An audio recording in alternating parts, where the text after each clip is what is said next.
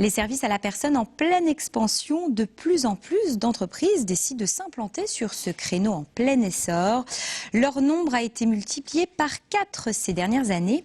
Comment expliquer ce succès? Anne-Sophie Pierson a rencontré Vincent Gardette, chef d'entreprise qui s'est lancé dans l'aventure en 2008. Il y a 3 ans, Vincent Gardette a monté sa propre entreprise de service à la personne.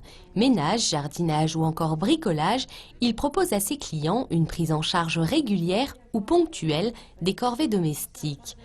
Ce matin, il se rend chez Isabelle qui souhaite recourir à ses services 3 heures par semaine. Est-ce qu'il y aurait du repassage? Non, au niveau de la prestation, non, pas de c'est plutôt du ménage. D'accord. Donc au niveau des sols, vous êtes sur du carrelage partout, Oui. sur le rez-de-chaussée? Oui, tout à fait, sur toute la surface du rez-de-chaussée. Et en haut, c'est du plancher. C'est un plancher ciré.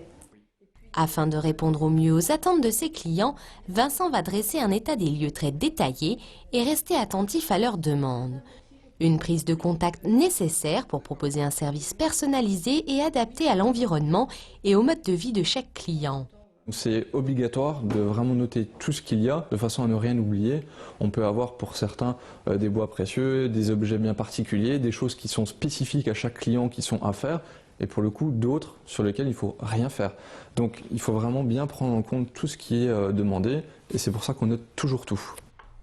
En Lorraine, près d'un ménage sur 10 a aujourd'hui recours aux entreprises privées spécialisées dans les services à la personne. Si les seniors restent les principaux consommateurs de ces services, de plus en plus d'actifs y font également appel. Je n'ai pas beaucoup de temps justement, j'exerce une activité professionnelle qui me prend à peu près une quarantaine d'heures dans la semaine et mon compagnon également, donc c'est vrai qu'il nous reste peu de temps et puis on a envie de profiter aussi du week-end par exemple et de ne pas le consacrer forcément à des tâches ménagères et quand on a une maison il y a beaucoup de choses à faire.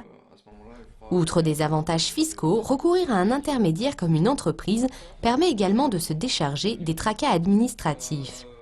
Quelqu'un qui va passer par une entreprise comme la mienne va payer à la finalité le même prix que si elle payait une intervenante au noir. Sauf que là, il y a une personne déclarée avec tout un suivi d'entreprise. Vous êtes libéré de toute contrainte.